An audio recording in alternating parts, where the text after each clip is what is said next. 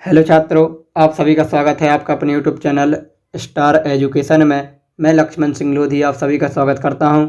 आपके लिए फिर से क्लास 12th मैथमेटिक्स की वीडियो लेकर आया हूं। आज की वीडियो में हम अध्याय 13 प्रायिकता की प्रश्नावली 13.1 के शेष क्वेश्चनों के बारे में डिस्कस करेंगे। ये हमारा पार्ट नंबर 3 है। इससे पिछली वीडियो में हमने पार्ट नंबर 2 को कंप्लीट कर लिया है। तो आइए चलते हैं वीडियो की ओर और देखते हैं आज का हमारा वीडियो। तो आज की वीडियो में हम क्वेश्चन नंबर 10 से क्वेश्चनों को सॉल्व करेंगे। तो सबसे पहले हम क्वेश्चन को देखते हैं। क्वेश्चन में क्या लिखा हुआ है? तो क्वेश्चन में लिखा है कि एक काले और एक लाल, तो पहले काले का नाम है फिर लाल का, ठीक। पांसे को उछाला गया है, तो कितने पांसे हुए? 2। तो सबसे पहले लिख लेंगे 2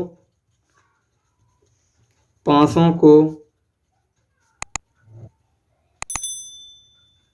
उछालने पर प्राप्त प्रतिदर्श समष्टि। तो 2 पांसे हैं तो 6 गुणा 6 कितना आ जाएगा? 36, ठीक। फिर इसके बाद उन्होंने क्या बोला है? पहले पॉइंट में बोला है कि पांसों पर प्राप्त संख्याओं का योग 9 से अधिक होने की सह प्रतिबंध प्रायिकता ज्ञात कीजिए।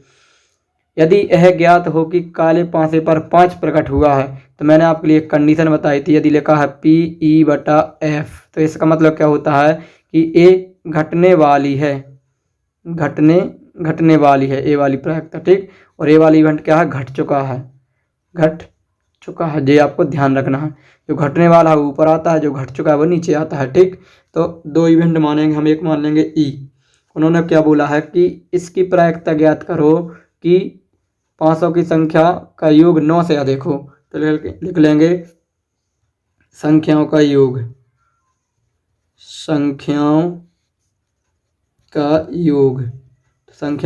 9 से अधिक। तो कहाँ कहाँ मिलेगा संख्याओं का योग 9 से अधिक? सबसे पहले हमें मिलेगा 4,6 पर, ठीक। फिर इसके बाद हमें मिल जाएगा 5,5 पर, एक मिल जाएगा 5,6 पर, एक मिल जाएगा 6,4 पर, और एक मिल जाएगा 6,5 पर, और एक मिल जाएगा 6,6 पर, ठीक। फिर इसके बाद हम निकालेंगे एफ, यानी जो घट चुका है। क्या घट चुका है? काले पांसे पर 5 प्रकट। तो लिख लेंगे काले पांसे पर लाल प्रकट होना, ठीक। तो काले पांसे पर क्या प्रकट होगा? लाल प्रकट होना, ठीक। तो एफ बराबर काले पांसे पर लाल होना, पहला काला पांसा है तो 5 हो सकता है, सॉरी 5 1 भी तो हो सकता है, ठीक। 5 2 भी हो सकता है। पहले पर 5 आना चाहिए, दूसरे पर कुछ भी हो सकता है, ठीक। 5 3 हो सकता है, 5 4 हो सकता है, 5 5 हो सकता है, 5 6 हो सकता है, ठीक।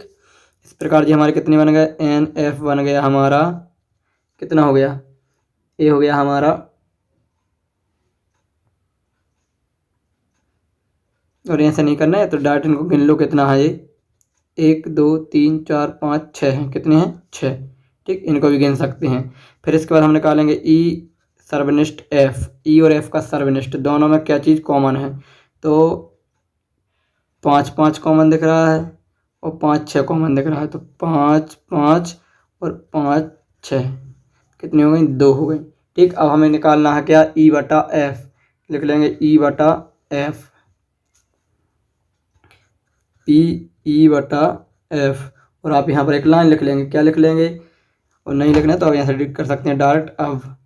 और यदि लिखना है तो यहाँ पर आप लिखेंगे कि काले संख्याओं का योग 9 प्राप्त होने की प्रायिकता, ठीक। तो E/F का सूत्र क्या बनेगा? PE सर्वनिष्ठ F बटा में जो नीचे रहता है वो आता है PF। तो E सर्वनिष्ठ F का मान कितना आया था? 2, और PF का मान कितना था? 6। इसे हम काट देंगे तो 1/3। ये हमारा राइट आंसर हो जाएगा, ठीक। इस प्रकार से आप इसका पॉइंट नंबर 2 कंप्लीट कर लेंगे। उसमें क्या लिखा है? संख्याओं का योग 8, अकेला 8 ही है, 8 से अधिक नहीं, सिर्फ 8 अकेला देखना है। तो कहाँ कहाँ 8 मिलेगा? 3 5 5 3 2 6 6 2 4 4, इन पर आपको 8 मिल जाएगा। और एफ में क्या लिखा है कि लाल पांसे पर संख्या 4 से कम, तो 4 से कम 1 हो सकती है, 2 हो सकती है, 3 हो सकती है, ठीक। इस प्रकार आप उस क्वेश्चन को कंप्लीट कर लेंगे। हम इसके बाद क्वेश्चन नंबर 11 पर आते हैं। तो क्वेश्चन नंबर 11, लिखा हुआ है क्वेश्चन नंबर 11 में कि एक न्याय फांसी को उछाला गया है, घटनाओं ई बराबर दिया है 135, ठीक। फिर इसके बाद एफ बराबर दिया है 2 3, फिर इसके बाद में जी बराबर दिया है 2 3 4 5, ठीक। इसके बाद उन्होंने बोला निम्न के मान ज्ञात करो, तो आप निम्न के मान निकाल सकते हैं। पहला है पी ई बटा एफ, ठीक। फिर इसके बाद उन्होंने बोला है और एफ बटा ई भी निकालना है। इस प्रकार से उन्होंने कितने पॉइंट दिए हैं, 3 पॉइंट दिए हैं। 3 पॉइंट का हमें मान निकालना है, ठीक। तो आप क्या करना है, सबसे पहले आपको ये भी ध्यान रखना है कि हमें ई सर्वनिष्ठ एफ चाहिए पड़ेगा। ई सर्वनिष्ठ एफ, तो सर्वनिष्ठ क्या होता है, कॉमन चीज़। तो ई और एफ में सर्वनिष्ठ क्या निकलेगा, तो इसमें और इसमें कॉमन चीज़ हमारी आ जाएगी 3। तो कितनी बार है, ये 1 बार है, ठीक। और इसके बाद में जी सर्वनिष्ठ ई निकालोगे या ई सर्वनिष्ठ जी, की बात होती है। तो इनमें कॉमन चीज़ क्या क्या मिलेगी आपको, 2 मिलेगा, 3 मिलेगा, 5 मिलेगा। इस प्रकार 3 संख्याएं मिलेंगी। और एक बार आप निकालोगे एफ सर्वनिष्ठ जी, तीनों के पहले सर्वनिष्ठ निकालेंगे, ठीक। तो इसमें क्या है 2,3। तो ये हमारा 1 बार है, ये हमारा 3 बार है, ये हमारा 2 बार है। इस प्रकार से आप क्वेश्चनों को देखकर फिर कंडीशन के हिसाब से क्वेश्चन को सॉल्व कर लेना। तो क्वेश्चन नंबर 11 आपसे हो जाएगा, ठीक। इनके फॉर्मूले लगाना है और मान रखना है, ठीक। आप कर सकते हैं। हम इसके क्वेश्चन नंबर 12 को देखते हैं। तो क्वेश्चन नंबर 12 है हमारा। क्वेश्चन नंबर 12 में लिखा है कि मान लें कि जन्म लेने वाले बच्चे का लड़का या लड़की होने की संभावना है। यदि किसी परिवार में 2 बच्चे हैं तो दोनों बच्चों के लड़की होने की सहप्रतिबंध प्रायिकता क्या है। तो इसकी प्रायिकता हमें निकालना है कि बच्चों के लड़की होने की प्रायिकता निकालना है, जबकि उन्होंने बताया है कि सबसे छोटा बच्चा लड़की है और दूसरी कंडीशन में बोला है कि न्यूनतम 1 बच्चा लड़की है। तो न्यूनतम है तो हमें अधिकतम देखना पड़ेगा, ठीक। तो सबसे पहले हम इसकी प्रतिदर समष्टि बनाएंगे एस बराबर। तो 2 बच्चे हुए हैं तो या तो दोनों गर्ल गर्ल हो सकती हैं, ठीक, या फिर दोनों वॉइस वॉइस हो सकते हैं, या फिर वॉइस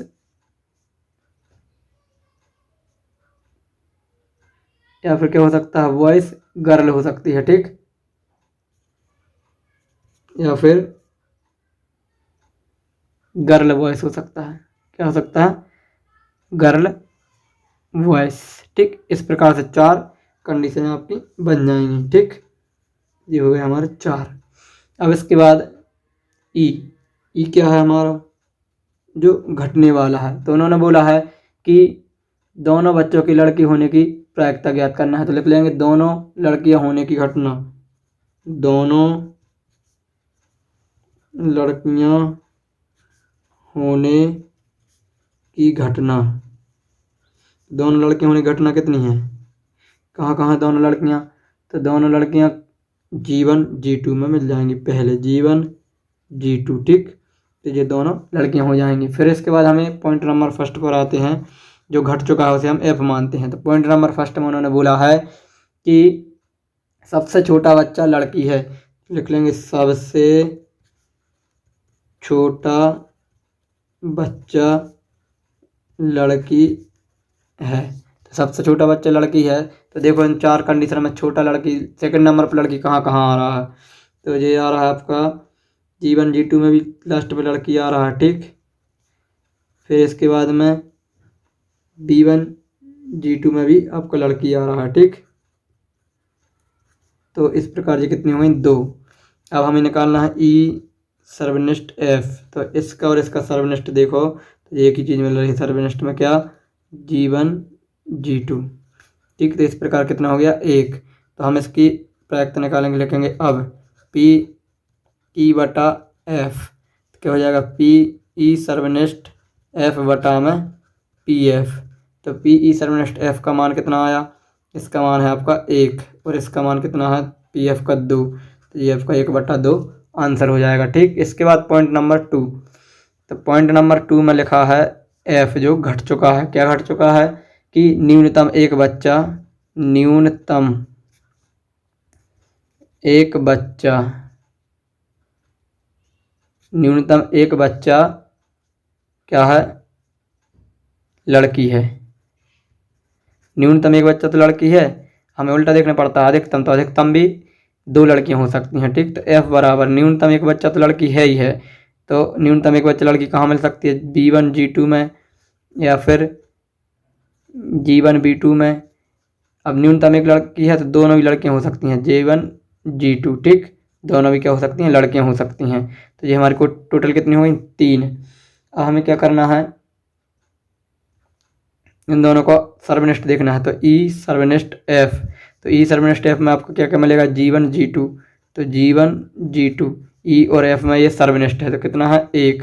अब हमें निकालना है इसकी प्रायिकता, तो लिखेंगे अब क्या हो जाएगा, पी ई बटा F, इसका फॉर्मूला पी ई सर्वनिष्ठ F बटा में पी एफ। तो पी ई सर्वनिष्ठ F 1 है और पी एफ का मान कितना है, 3। तो इस प्रकार से हमारा कंप्लीट हो जाएगा। ठीक, अब क्वेश्चन नंबर 13 है, लिखा है एक प्रशिक्षक के पास 300 सत्य और असत्य प्रकार के आसान प्रश्न, 200 सत्य असत्य प्रकार के कठिन प्रश्न, 500 बहुविकल्पीय प्रकार के आसान प्रश्न और 400 बहुविकल्पीय प्रकार के कठिन प्रश्नों का एक संग्रह है। यदि प्रश्नों के संग्रह में एक प्रश्न या दक्षता चुना गया है तो एक आसान प्रश्न की प्रायिकता बहुविकल्पीय होने की ज्ञात कीजिए। मतलब आसान प्रश्न है और बहुविकल्पीय होने की प्रायिकता निकालना है। ठीक, आसान प्रश्न है और बहुविकल्पीय होने की प्रायिकता, आसान प्रश्न की बहुविकल्पीय होने की प्रायिकता में निकालना है। तो सबसे पहले हम लिखेंगे कुल प्रश्न, कुल प्रश्न सबको जोड़ देंगे तो कितने कितने हैं, 300 आसान प्रश्न, 200 कठिन प्रश्न, 500 बहुविकल्पीय आसान प्रश्न और 400 बहुविकल्पीय कठिन प्रश्न। ठीक, तो टोटल हमारे कितने हो गए, ये हो गए हमारे टोटल 1400 प्रश्न। कितने हो गए, 1400। अब हम 2 इवेंट मान लेंगे, एक मान लेंगे ई आसान प्रश्नों की संख्या, आसान प्रश्नों की संख्या। तो आसान प्रश्न कितने कितने हैं, 300 प्लस 500, क्योंकि ये 300 है और ये 500 बहुविकल्पीय ये भी आसान है, तो हो गए 800। अब F बराबर मान लेंगे बहुविकल्पीय प्रश्नों की संख्या,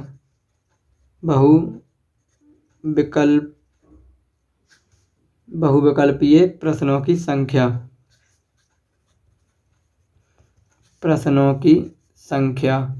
तो बहुविकल्पीय प्रश्न कितने हैं हमारे, तो बहुविकल्पीय प्रश्न हमारे हैं 500 प्लस 400 कितने हैं, 900।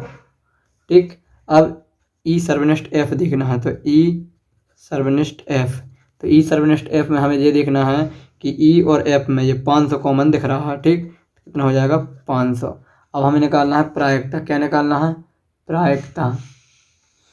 तो लिख लेंगे प्रायिकता, अब करके लिख लेंगे पी ई सर्वनिष्ठ F, क्या हो जाएगा, पी ई सर्वनिष्ठ F, सॉरी यहाँ पी एफ ई बटा एफ है, यहाँ पी ई सर्वनिष्ठ F बटा में पी एफ। तो ई सर्वनिष्ठ F का मान हमारा कितना है, 500 और पी एफ का मान कितना है, 900। 2 0 2 0 कैंसिल, 5/9, यही हमारा राइट आंसर हो जाएगा। ठीक, तो ये हमारा क्वेश्चन नंबर 13 कंप्लीट होता है। इसके बाद हमारा क्वेश्चन नंबर 15 है, 14 क्वेश्चन आप कंप्लीट कर लेना। क्वेश्चन नंबर 15 देखते हैं, लिखा है कि एक पासे को फेंकने के परीक्षण पर विचार कीजिए। यदि पासे पर प्रकट संख्या 3 का गुणज है तो पासे को पुनः फेंकें, और यदि कोई अन्य पासा प्रकट हो तो एक सिक्का को उछालें। घटना न्यूनतम एक पासे पर संख्या 3 प्रकट होना दिया गया है, तो घटना सिक्के पर पट होने की सेवंथ प्रायिकता ज्ञात कीजिए। ये तो दिया गया है तो निश्चित हो गया। ठीक, अब जो हमें निकालना वो कहाँ आएगा, ऊपर। तो ध्यान सुनना, एक पासा है, क्या है, एक पासा है ये हमारा। उन्होंने क्या बोला, यदि पासे को हमने फेंका तो पासे पर यदि 3 का गुणज आ गया, या तो 3 आएगा या फिर 3, पासे पर 3 का गुणज क्या क्या हो सकता है, 3 या फिर 6। जब ये 2 चीज़ें आएंगी तो हम क्या करेंगे, पुनः पासा फेंक देंगे। क्या कर देंगे, पुनः पासा फेंक देंगे। और यदि एक पासे को फेंकने पर इनके अलावा और कोई संख्या हो गई, जैसे 1 आ गया, 2 आ गया, 4 आ गया, 5 आ गया, तो हम इसके बाद में क्या फेंक देंगे, एक सिक्का फेंक देंगे। क्या फेंक देंगे, सिक्का। तो उन्होंने बोला है सिक्के पर चित्र प्रकट होने की संबंध प्रतिदर्श प्रायिकता ज्ञात कीजिए। ठीक, तो एस बराबर प्रतिदर्श समष्टि। 5 पर यदि 1 आया तो सिक्का फेंका, 1 आया तो सिक्का फेंका, या हेड आएगा या टेल। ठीक, यदि 5 पर 2 आया तो सिक्के फेंकेंगे तो हेड आ सकता है, टेल आ सकता है। 5 पर 4 आया तो सिक्के पर हेड या टेल आ सकता है, सिक्के पर 5 आया तो हेड या टेल आ सकता है। अब यदि सिक्के पर 3 आ गया तो 3 का गुणज है, 3 आ गया तो फिर हम दोबारा क्या करेंगे, 5 फेंकेंगे। क्या करेंगे, 5 फेंकेंगे। 3 आया तो हमने एक 5 फेंका, तो 5 पर अब पहले 3 आ गया, फिर 1 आ सकता है, 2 आ सकता है, 3 आ सकता है, 4, 5, 6, यानी शुरू में तो 3 ही रहेगा, लास्ट में कुछ भी हो सकता है। और यदि 5 पर 6 आ गया तो फिर दूसरी बार 5 पर 1 आ सकता है, दूसरे 5 पर 2 आ सकता है, तीसरे पर 3 भी आ सकता है, 4 भी आ सकता है, 5 भी आ सकता है, 6 भी आ सकता है। तो ये हमारा हो जाएगा पटाने की घटना। तो पटाने घटना कहाँ कहाँ है, एक यहाँ है, यहाँ है, यहाँ और यहाँ। तो टोटल कितनी घटनाएं हो गई, 4। ठीक, और एक हम मान लेंगे बी, कम से कम एक 5 पर 3 प्रकट होना। तो कम से कम एक 5 पर 3 प्रकट होना, न्यूनतम, कम से कम या न्यूनतम। तो 5 पर 3 प्रकट होगा, दूसरे 5 पर कुछ भी हो सकता है, नहीं एक 5 पर 3 प्रकट होने चाहिए कम से कम। ठीक, ये लिखा है एक 5 पर 3 प्रकट हो, दूसरे पर कुछ भी हो जाए। तो यहाँ 3 है तो यहाँ कुछ और हो सकता है, यहाँ 3 तो यहाँ कुछ और हो सकता है, यहाँ 3 यहाँ भी 3 हो सकता है, इस पर 3 इस पर 4 हो सकता है, इस पर 3 इस पर 5, इस पर 3 इस पर 6 हो सकता है, इस पर 6 इस पर 3 हो सकता है। ठीक, एक 5 पर 3 होना है। अब ए और बी का सर्वनिष्ठ देखेंगे तो कोई भी चीज़ हमें कॉमन नहीं मिलेगी, तो रिक्त हो जाएगा। तो हम निकालेंगे ए बटा बी। ठीक, बी घट चुका है, ए का घटना है, तो एन ए सर्वनिष्ठ बी बटा में पी बी। ठीक, तो 0/7, और 0 में 7 का भाग देंगे तो हमारा आंसर क्या आएगा, 0 ही आएगा। ठीक, तो ये हमारा क्वेश्चन नंबर 15 कंप्लीट होता है। अब इसके बाद में कुछ ऑब्जेक्ट हैं, तो इस ऑब्जेक्ट को आप टिक लगा लें। तो ऑब्जेक्ट नंबर 16 का ऑब्जेक्ट नंबर हमारा क्या, सी राइट है। ठीक, क्योंकि पी ए बटा बी पूछ रहा हो, पी बी का मान दिया 0, तो नीचे कभी 0 आ ही नहीं सकता, अपरिभाषित हो जाएगा। और ऑब्जेक्ट नंबर 17 में पी ए और पी बी 2 घटना है, इनके हमने दोनों के सूत्र लगाए, यहाँ इससे ये कैंसिल, तो पी ए बराबर P B, option number D हमारा राइट हो जाएगा। ठीक, तो ये हमारी एक्सरसाइज कंप्लीट होती है। तो आज की एक्सरसाइज में इतना ही। यदि एक्सरसाइज की ये वीडियो कंप्लीट हुई और यदि आपको पसंद आ गई तो वीडियो को लाइक करें, और चैनल को सब्सक्राइब नहीं किया तो सब्सक्राइब करें, और अधिक से अधिक बच्चों के लिए वीडियो शेयर करें। ठीक, मिलेंगे नेक्स्ट वीडियो में, तब तक के लिए जय हिंद, जय भारत।